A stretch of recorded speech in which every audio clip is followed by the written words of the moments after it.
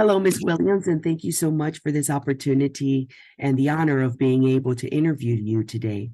First, I'd like to start with if you could just introduce yourself and let the viewers know who you are and what your affiliation is to the ministry.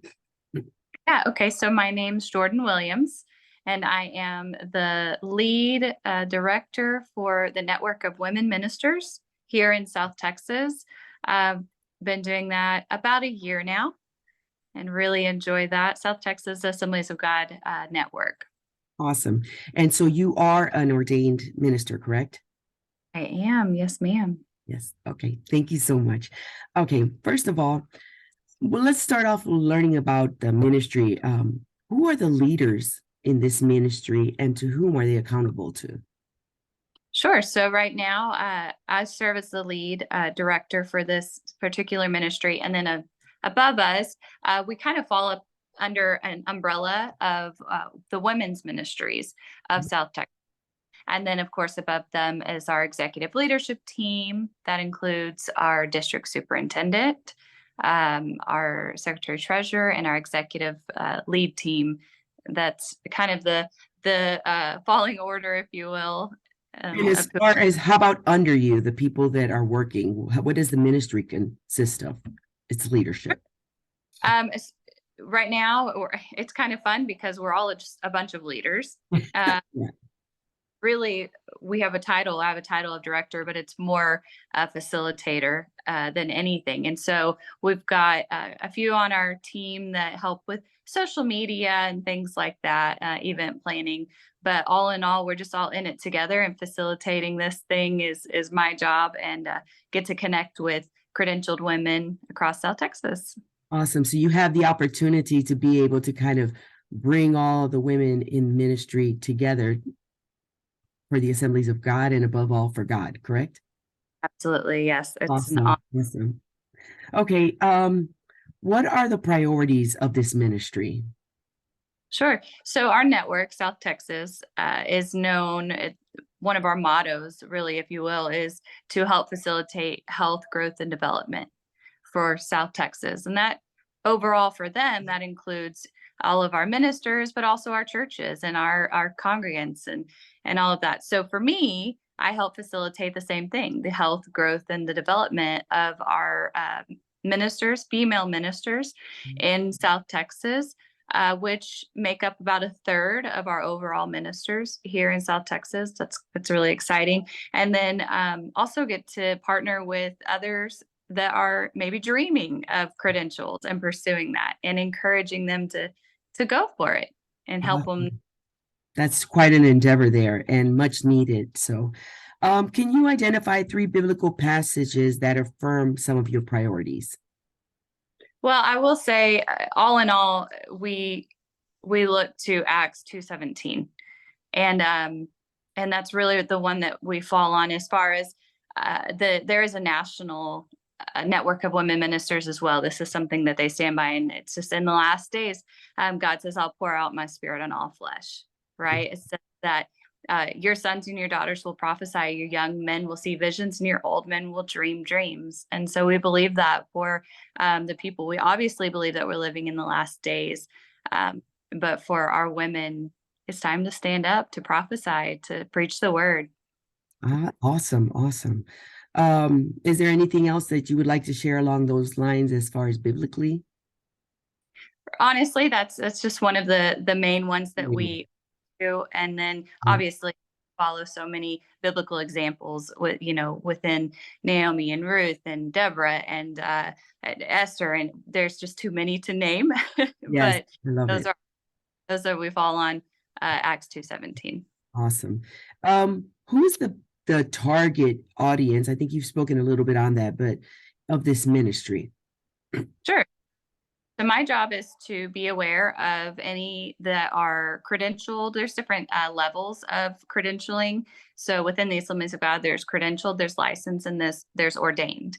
And that's kind of the stepping order there. And so I get to be aware of all of those women, contact them, pull them in as best as I can to just network together. It's important for women to do things together, and then also be on the lookout constantly and in connection with other pastors who have, whether they're young or they're old, ladies that are considering pursuing credentials. And one thing that I really enjoy doing in that is calling out those giftings in other women. Maybe they're not sure that they need credentials to Yeah. do what they do, but helping them to know the benefit of having them. Yes, awesome.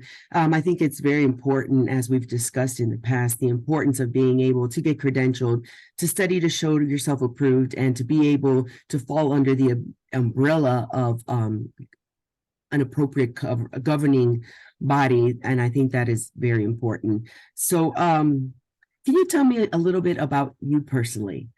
What do you do, and or what are your thoughts on ministry? Oh, fun. So I came from a ministry background. But as you probably have heard about PKs, pastors' kids, there's always that that moment of deciding, am I pursuing this for myself as well, or am I running the opposite direction? Um, I went to college and have a degree in education. I taught school for many years, elementary education. And then while in school or while teaching, I went back for a master's in counseling and just following the voice of God, really and truly. And one day, God said, okay, it's time to step into full time ministry. I had already been credentialed and licensed, pursued my ordination. And once I received my ordination, it was truly as if doors of opportunity were just being thrown open. And I believe that's a credit to obedience and his timing. So I don't regret what led me to that moment, not even for a moment, but I was able to step into ministry full time for myself. I've served as a next gen pastor, I've served as an executive pastor, and currently I'm a lead pastor of a church plant. And so really cool. It's Yes. fun to admit. I think that's important for the viewers to understand that it's not like an overnight thing. Every person that I've spoken to, it's been a process. And you have spoken earlier about you only get to see the tip of the iceberg, right? In all the years of culmination that God gets you to that place. So thank you for sharing that. That really means a lot. Um, briefly describe a little bit about the ministry's history or any recent activities. Okay, so Network of Women Ministers is new. It's new to the Assemblies of God. It's new to the national level, and it's new to us here in South Texas. And when I say that, that means it's about 3 years old. I remember when our women's director said we really need to really reach out and provide something for our women in ministry, that the national office has set the example, and so we'd like to follow that here in South Texas. And so we had an amazing lady who took on that responsibility and was able to do that as she did for about 2 years. She really got the thing started, and I'm so appreciative to her. She's a senior pastor as well in the San Antonio area. And then just in the last year, she decided that it was time to step down and allow someone new to step in. And so I'm honored to do that. We do mostly our communication is through social media. That's the easiest way to have 300 plus credentialed women. That's the easiest way to communicate. And so we've got our Facebook page, Instagrams that we connect with people through that. And then all of our women's, I shouldn't say all, almost all, most of our women's events across that are district wide, we have opportunities for us to gather and meet in person. Yes. So we've got that upcoming in April. We have our women's conference, and so we'll have an opportunity for all the women ministers to connect and have, just that face-to-face time. I think that's important. And then something that our women's director and myself have partnered on is what we're calling the Naomi Ruth journey. It just so happens that the director is my mom, and so it's a really beautiful thing to be able to do this journey with her. She, this Naomi Ruth idea. And so we are taking on a small group at a time of credentialed women who just want to walk side by side and learn more about ministry, Yes. the ups and the downs and the tip of the Yes. bottom. Yes, yes. I think that that's a great endeavor, and I thank you for doing that. So can you briefly recount two testimonies from the ministry that have impacted you? Sure. We have one lady that she's I'm going to say she's in her 40s. She's been in ministry for a long time. She wasn't like me, where she pursued other things and then found herself in ministry. She pursued ministry right outside the gate. Um, and her and her husband have been in ministry together. They've done youth and everything you can imagine. She's done kids. She's done youth by herself. She and her husband and her were both senior pastors as of recent. And without going obviously any detail, they walked through a season that was traumatic for her family. And so they found themselves in a place that she needed camaraderie and she needed another sister to just be holding her up. And so instead of what you would normally see is someone close to her saying, "Okay, I've got you," we were able to offer a network of women to Yes. her and support her during this time. Um, that means the world to me. Yeah, I think ministry can sometimes be a very lonely place that people aren't even aware of. I know that my husband and I have had the opportunity to come alongside many pastors throughout our time as Christians, and we realize that sometimes everybody thinks that they've got these people all around them, and many times that's not the case. They're serving, but don't necessarily have that. So I think this networking does offer a great opportunity. Anything else as far as impacting testimonies? Yeah, sure. So we also have there's a young girl who is just accepting her call into ministry. She's kind of felt it and sensed it for a long time. She was a part of an organization called Chi Alpha within a university here in South Texas. And she got her credentials. She got married. She had kids. She hasn't really done a lot with her credentials, but she knew she was supposed to get them. And Yes. so actually a part of our Naomi Ruth journey. And that's so much fun because she's a mom of two little bitty kids, one who has some pretty severe health issues.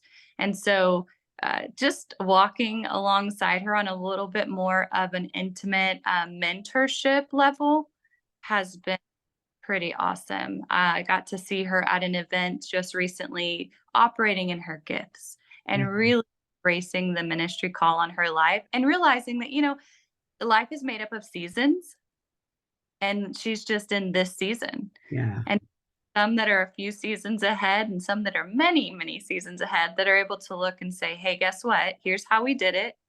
We made it and we're going to help you, get through this season of your life and enjoy this season of your life in the process." I think the beauty of this ministry is the fact that you're able to offer encouragement along with there's no competition. It's like everybody's coming together for the same goal. Because unfortunately, in leadership, whether in secular or in ministry, that can happen, as we know through studies. So being able to just come together as women of God, seeking the same thing, is an awesome thing that the Assemblies of God is doing right now and offering its women credentialed and pastors' wives to work together. So the last questions. Can you identify two prayer needs that the viewers can be praying for this ministry in particular? Yeah, I think you touched on it right there. We're not about competition. And so in doing and saying that really, um, we want people to know that they're called and to not just sense it, but to hear and be that affirmed and confirmed within them. And so really just pray that that those who are already serving in ministry as women, that we would have the confidence to notice and to call those things out in others because somebody did it for us. Yes, yes. Point in this place by accident or just instantaneous, like you said earlier, somebody called it out in us and gave us opportunity. Mm. So pray that the women that are currently serving in leadership and serving as in ministry would have the confidence to do that. Yeah. But then also, I would say the second thing is pray for those women Yes. who are working, secular jobs, and they will probably, many continue to work that secular job, and understand that there's a balance to this thing. And so you can do ministry and be a teacher. You can do ministry and be a doctor. You could do ministry and be a housewife, whatever it is that the season you're in. Just that God would continue, the Holy Spirit would continue to stir up their hearts and stir up their gifts. And so that we see that come to pass, and we need them. Yes, I am so very excited about this endeavor moving forward that the Assembly of God is offering. I thank you so much for your professionalism and the time that you've taken to speak to me. And I hope that my viewers can just get a better understanding of what the body of Christ is doing today and how we can get involved. I look forward to speaking to you again, and God bless you and have a great day. Bye. Thank you, Esther.